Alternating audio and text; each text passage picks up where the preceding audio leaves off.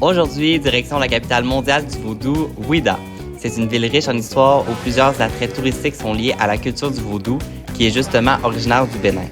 Cependant, la ville cache également un passé un peu plus sombre puisqu'il fut l'un des principaux lieux de vente et d'embarquement d'esclaves lors du commerce triangulaire du 18e siècle. Peux-tu nous dire la mauvaise nouvelle de la journée? La mauvaise, c'est qu'il faisait vraiment pas beau prendre un peu de temps. On n'a pas pu aller à la Grande Prix, mais on risque d'y aller bientôt. La bonne nouvelle, c'est que j'ai parlé au guide à Ouidah, puis il nous a dit que c'était possible d'aller voir un faire. Donc on est vraiment contents. mais qu'est-ce qu'il y a encore? C'est le guide spirituel vaudou.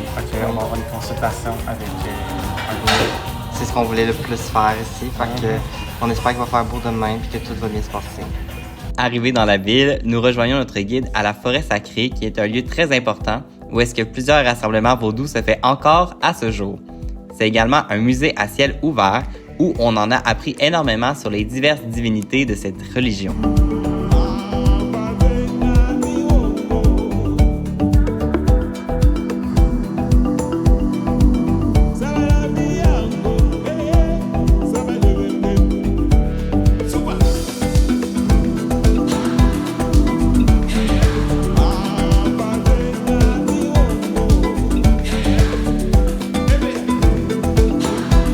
Pour ceux qui ont suivi la première vidéo, vous reconnaîtrez le legba par l'un de ses atouts distinctifs. Je vous présente deux autres divinités qui sont pour moi intéressantes. Il y a tout d'abord Ogun, le dieu du fer, de la terre et des accidents, et puis Sakpata, la déesse de la terre et des maladies. Juste ici, c'est un temple vaudou où est-ce que seuls les initiés de la religion ont l'autorisation d'y pénétrer. On peut voir une statue de Dan, le dieu du vent, symbolisé par le serpent qui se mord le bout de la queue, représentant le mouvement perpétuel du vent. On a terminé la visite de la forêt en touchant un iroko, un arbre qui est en fait la réincarnation d'un roi et qui donne un sens sacré à la forêt.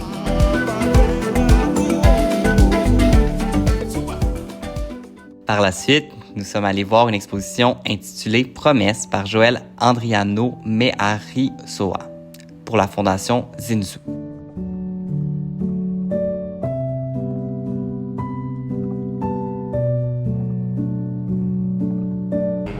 Des liens, des bobines.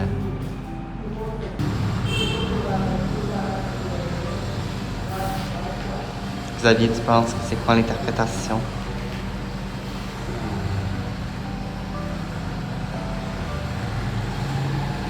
Oh, la lumière vient d'ouvrir. Je suis un peu j'ai beau regarder, mais je vois Que tout seul, on ne crée pas de lien, mais qu'à deux, on crée des liens ensemble. C'est pour ça la lien. C'est ça que, selon moi, l'interprétation.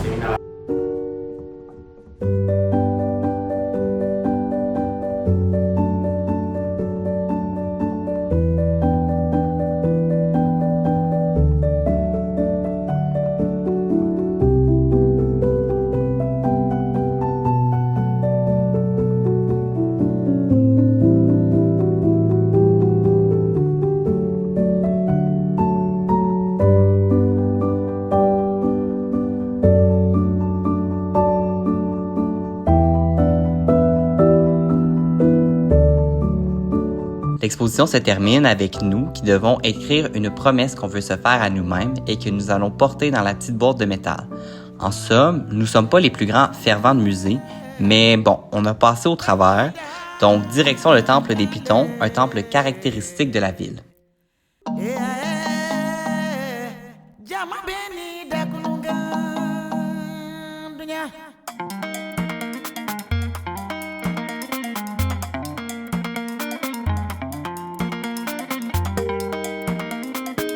Les habitants les retrouvent dans leur chambre, dans leur maison, ils les ramènent ici. Okay. Ce nombre est juste gardé pour les visiteurs. Il y a des milliers de pitons dans la ville, dans les forêts, dans les champs. Même les agriculteurs, ils aiment les avoir dans leurs champs. Ça protège contre les prédateurs.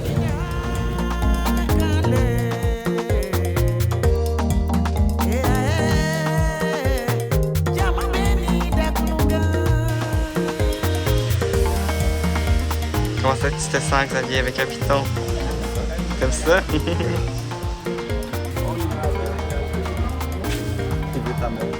Ça va? En se dirigeant vers le domicile du Fa, le prêtre vaudou, nous avons croisé des tables d'animaux morts qui sont vendus principalement pour certains rituels vaudous, chacun avec leur propre propriété.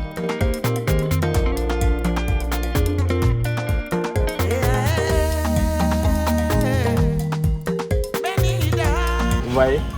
Maintenant, c'est un chapelet du Fa, c'est un simple chapelet. Et quand tu le payes, il y a une cérémonie qu'il faut y ajouter. Le Fa est un être sacré qui connaît le passé, le présent et le futur et qui a la faculté de communiquer avec les dieux pour orienter les décisions. Il a un palmier qui lui est propre et sacré. Et faire la sauce graine avec. Mais pour ce palmier, on ne consomme jamais sa sauce. Tu poses la question intérieurement. Sur la loi. Ok, c'est pour ça. Ma consultation avec le Fa a pris entre 30 et 45 minutes. Il m'a tout d'abord demandé de me poser une question intérieurement, puis avec des artefacts ayant chacun leur signification, il pouvait répondre à cette dernière. Par exemple, il y avait une graine de palmier qui représente le Fa dans les artefacts, et si ce dernier restait à la fin de la consultation, cela signifiait qu'il était en lien avec ma question.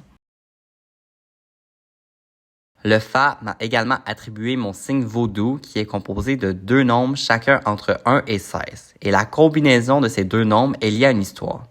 La mienne concernait un chasseur qui a épargné la vie à un ragondin, une vipère et un homme qui lui ont par la suite rendu l'appareil lorsqu'il en avait besoin. De cette histoire, le Fa me demandait de retenir, de ne pas être rancunier et de ne pas consommer de vipère ou de ragondin et de traiter mon ami de cœur avec bonté. Que ces difficultés-là ne viennent plus, on doit prier le Dieu tonnerre. C'est le Dieu tonnerre qui est des problèmes. Quand il pleut et qu'il est fâché contre quelqu'un, il le tue. Oui, et tu es un homme fort. Tu es comme ça. Voilà. Tu vois. Il m'a également dit que mon signe est lié au dieu Elioso, le dieu du tonnerre, et à Ogun, le dieu des accidents. Puis pour cette raison, il me fallait leur faire un sacrifice chacun pour qu'ils m'apportent le bonheur. Vous vous rappelez la question que je me suis posée à moi-même au début? Le Fa a obtenu à l'aide des artefacts réponse à cette dernière. Semblerait-il que ce que je me posais comme question ne pouvait pas se réaliser et qu'une maladie allait arriver sur mon chemin pour m'en empêcher. Il me faudrait donc encore une fois sacrifier un poulet pour empêcher tout ça. En somme, je devais faire 2 sacrifices pour les dieux, représentant mon signe, et un 3e pour empêcher la maladie. L'un des poulets qu'on devait sacrifier demandait à ce que je mette un linge entre lui et moi et que je m'assise sur lui jusqu'à l'asphyxier, puis ensuite le cuisiner, puis offrir une partie aux dieux. Ce que je n'ai pas fait, malheureusement, et heureusement finalement pour le poulet. Et tu laisses le tissu là-dessus. Donc, ils vont faire les cérémonies. Et après, le tissu, le poulet là, il y a un endroit où on dit à Zointe. Là où on amène tout ce qui est sacrifice rituel de maladie. Oui, là, ils vont mettre ça là. C'est comme si tu t'es purifié, tu as enlevé tout ce qui est maladie de ta vie. Donc, ça fait 3 poulets avec tous les ingrédients. Donc, il va te dire le prix qu'il faut pour faire tout ça là. Il a trouvé 45, il a dit 45 minutes. C'est passé sur 3 poulets? Non. Xavier, t'en penses quoi? C'est dedans? Ah, c'est dedans. Donc, ici, le caillou désigne la longévité. Ok. D'accord?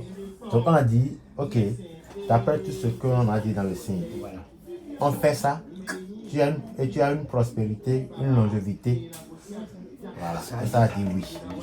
Malheureusement, Ouida n'est pas connu que pour ses histoires de vaudou et de mystique. Je vous invite donc à la place aux enchères, qui était l'endroit où les hommes, les femmes et les enfants, principalement du royaume de Dahomey, se faisaient vendre pour les Amériques.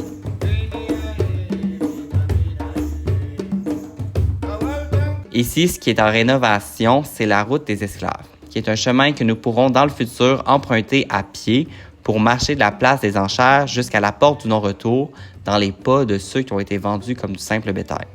Puis ce qui est terrible sur cette route, c'est que les esclaves de l'époque devaient marcher dans des lacs de sel qui brûlaient leurs plaies causées par les chaînes qui encerclaient leurs poignets et leurs chevilles. La souffrance devait être atroce.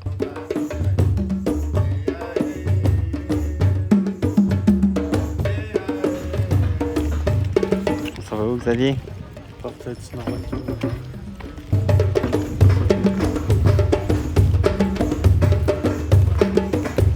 Voici la porte du non-retour qui symbolise le départ des esclaves pour l'Amérique. Si vous regardez bien l'arche, vous pouvez voir en son derrière un bateau européen représentant la déportation. La porte du non-retour, en fait, ça symbolise l'endroit où les esclaves, c'est comme la dernière place avant qu'ils prennent la mer. Puis juste à côté, il y a l'arène vaudou qui est utilisée plus en janvier.